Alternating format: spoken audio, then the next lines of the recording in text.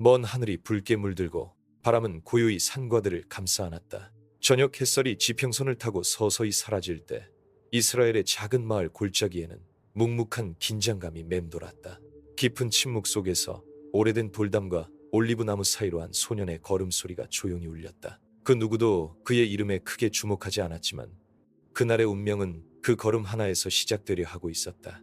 거대한 산맥과 황량한 들판 사이 이스라엘 백성은 오랜 전쟁과 분열 속에 몸을 숨기고 있었다. 블레셋의 위협은 날로 커져가고 장대한 무장 병사들이 담대하게 이스라엘의 진영을 두드리고 있었다.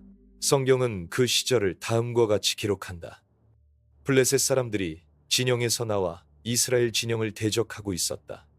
사무엘상 17장 1절. 땅은 피곤했고 백성의 마음은 무거웠다. 그 가운데 큰 형들과 비교해 소년 다윗은 여느 때처럼 조용히 양떼를 돌보고 있었다. 그는 키가 크지 않았고 전사의 갑옷도 입지 않았다. 그러나 그의 눈에는 하늘을 향한 믿음과 평화가 가득했다. 여호와께서 내 힘과 노래시며 내 구원의 하나님이시다.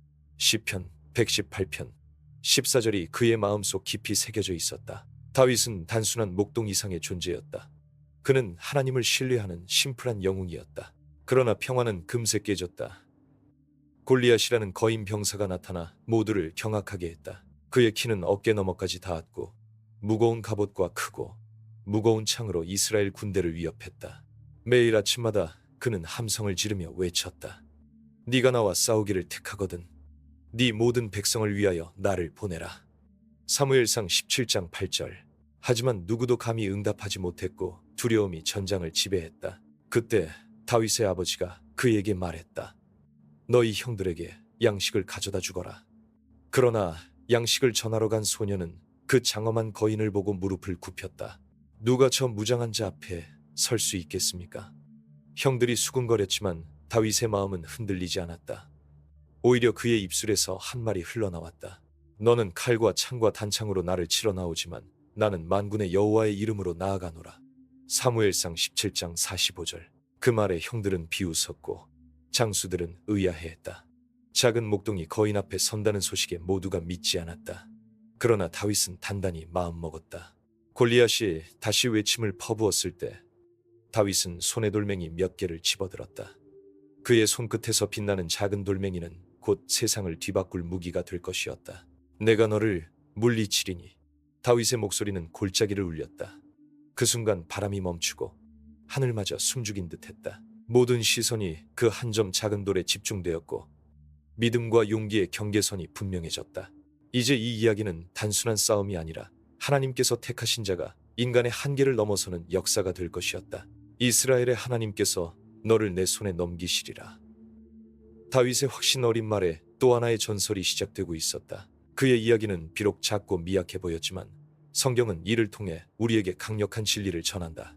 여호와는 사람의 보기에 아름다운 것을 보지 아니하고 사람처럼 외모를 보지 아니한다. 사무엘상 16장 7절. 골리앗과 다윗 사이에 놓인 공간에는 두려움과 용기, 의심과 믿음이 교차했다. 그리고 이 순간부터 역사는 움직인다. 이제 소녀는 돌멩이를 움켜잡고 하늘 높이 팔을 들어 올렸다. 모든 것은 단 한순간에 결정될 것이고 그날 이후로 세상은 결코 같지 않을 것이다. 너는 가서 싸우라. 아버지의 말에도 불구하고 다윗의 마음속 불꽃은 꺼지지 않았다. 형들은 여전히 그를 못마땅하게 바라보았지만 다윗은 꿋꿋했다. 주님께서 나와 함께 하시니 내가 두렵지 않습니다. 다윗의 신념 어린 고백은 그 누구도 예상치 못한 대결로 향하는 길을 열었다. 그리고 그 길 끝에 기다리는 것은 하나님의 승리였으며 믿음으로 세상을 뒤흔든 한 소년의 이름이었다. 다윗은 조용히 진영을 빠져나와 자신이 평소 익숙했던 골짜기를 향해 걸음을 내디뎠다.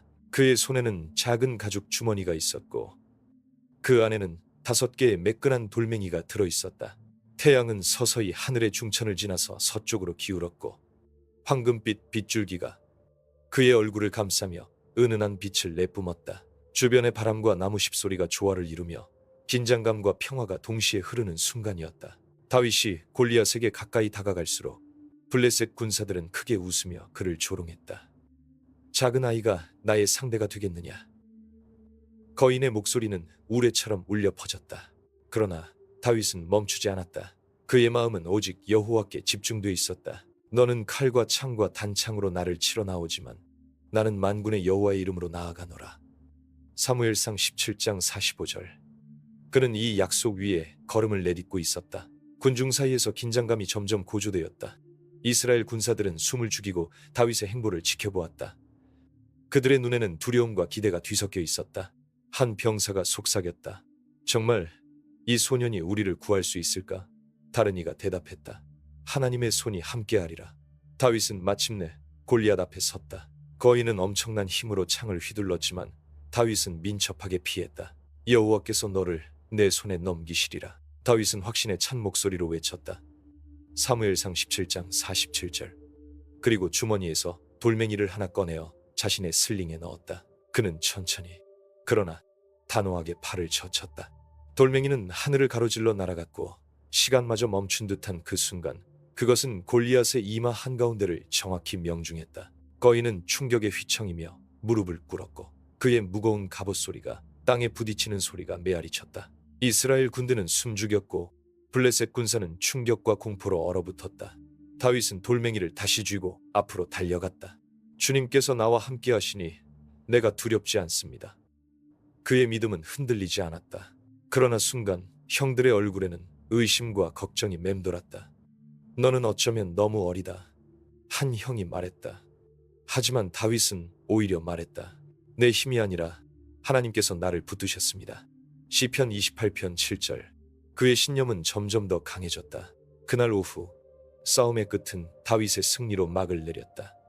그의 용기와 믿음은 모든 이에게 새로운 희망과 용기를 심어주었다. 성경은 이렇게 기록한다. 이스라엘 백성이 크게 소리질렀고 그들이 블레셋 사람들을 쫓아내었더라. 사무엘상 17장 52절. 그 승리는 단순한 전투 이상의 의미였다. 그것은 하나님께서 약하고 작은 자도 쓰신다는 증거였다. 하지만 싸움이 끝난 후에도 다윗의 앞길에는 많은 도전이 기다리고 있었다. 그의 믿음이 진정으로 시험받는 것은 이제부터였다. 그는 왕실로 부름받았지만 왕 사울의 시기와 질투라는 거대한 장벽을 넘어야 했다. 또한 자신의 정체성과 사명을 찾는 과정에서 고통과 갈등이 그를 괴롭혔다. 네가 왜 그렇게 담대하냐? 한날 사울 왕이 물었다. 주님께서 나와 함께 계시기에 모든 일이 가능하다고 믿습니다. 다윗이 대답했다. 시편 27편 1절. 하지만 세상의 의심과 두려움은 쉽게 사라지지 않았다. 때때로 다윗조차도 자신 안에서 싸워야 했다. 두려움과 의심의 그림자가 마음속에 스며들 때마다 그는 기도로 하나님께 의지했다. 시편 34편 4절. 그 과정 속에서 진정한 영웅으로 자라났다. 그때 하나님께서 다시 그에게 말씀하셨다. 내가 너와 함께하노니 두려워하지 말라. 신명기 31장 6절. 이 신비로운 말씀이 그의 마음속 깊숙이 울려 퍼졌고 앞으로 펼쳐질 고난도 견뎌낼 힘을 주었다.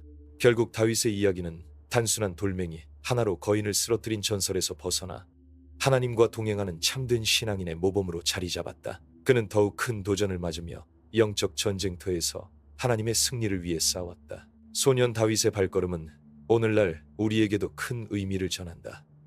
약함 속에서도 담대함을 잃지 않는 믿음, 그리고 하나님께서 불가능을 가능케 하시는 능력이다. 고린도후서 12장 9절. 우리는 믿음으로 승리를 얻었노라. 요한일서 5장 4절. 여러분도 이 믿음의 여정에 함께 하시길 바랍니다. 채널 구독하시고 더 많은 이야기를 들어보세요. 거인이 땅에 쓰러지고 그 자리에 침묵이 흘렀다. 다윗의 발걸음은 이전과 달리 무겁고도 단단했다. 그는 단지 한 사람의 승리를 넘어서 이스라엘 백성에게 새 희망을 선사한 것이다. 그날 이후 그의 이름은 영광과 믿음의 상징으로 자리 잡았다. 비록 수많은 시련이 그를 기다렸지만 하나님께서 함께하심을 알기에 그는 흔들리지 않았다. 여호와께서 나의 반석이시요 나의 요새시요 나를 건지시는 이신이라. 시편 18편 2절라는 고백은 그의 삶 전체를 관통하는 진실이었다. 다윗은 왕 사울의 궁정에서 점차 영향력을 넓혔지만 동시에 질투와 위험에 휩싸였다. 인간적인 고통과 배신 속에서도 그는 하나님께 의지하며 기도했고 그의 마음 안에는 늘 평안이 머물렀다.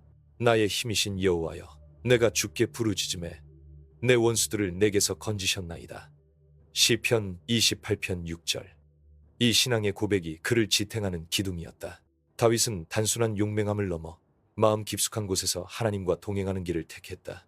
이 이야기는 단순히 과거 어느 날의 전투로 끝나지 않는다. 다윗의 승리는 하나님의 구속 역사 가운데 중요한 한 장면이다. 그는 장차 올 메시아 예수 그리스도의 혈통으로 이어지는 다윗 왕조의 시초가 되었다. 주의 기름 부음을 받은 자는 다윗의 자손이라. 사도행전 2장 30절. 구약과 신약을 잇는 이 연결고리는 우리에게 하나님의 구원의 약속이 시간을 초월해 이루어진다는 희망을 전한다. 또한 다윗의 믿음과 용기는 세대를 넘어 오늘날 우리에게도 깊은 메시지를 남긴다. 약함 가운데 강함을 드러내는 하나님 나라의 가치가 바로 그것이다. 약한 자를 강하게 하시며 겸손한 자를 존귀하게 하시는 이. 야고보서 4장 10절. 그의 삶은 우리 모두가 하나님의 도구로 쓰임받을 수 있음을 증명한다.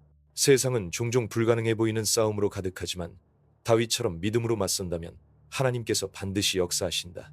그 후로도 다윗은 전사로 왕으로 많은 업적을 남겼지만 무엇보다 그의 마음은 항상 하나님 앞에 겸손히 머물렀다. 내가 산 위에 앉아 있든지 골짜기에 있든지 주의 손이 나를 인도하시리이다. 시편 139편 5절. 그의 생애는 끝없는 도전과 회복 그리고 신실한 순종으로 가득하였다. 그러므로 우리는 그를 단순한 전사의 이름 아닌 영원한 신앙의 영웅으로 기억한다. 마지막으로 다윗은 우리에게 승리가 오직 인간의 능력에 있는 것이 아니라 하나님의 은혜와 사랑 안에 있음을 일깨운다. 내 힘과 노래시는 여호와께 감사하라. 시편 118편 14절. 우리의 싸움이 크고 어려워도 하나님께서 붙드실 때 우리는 반드시 승리한다는 진리를 깊이 새겨야 한다. 주님, 저에게도 담대함과 믿음을 주소서. 비록 시대가 달라도 이 간절한 기도는 오늘을 살아가는 우리 모두의 마음속에도 울려 퍼진다. 네가 나를 위해 싸우고 있다고 말하는 듯한 그 불꽃 같은 믿음이 세상을 뒤흔들 것이다. 그리고 이 진리에 우리의 삶을 맡길 때 영원한 평화와 승리가 찾아올 것이다. 여러분도 다윗처럼 하나님 안에서 무한한 가능성을 발견하시길 소망합니다. 채널 구독하시고 함께 더 깊은 이야기를 나누어요.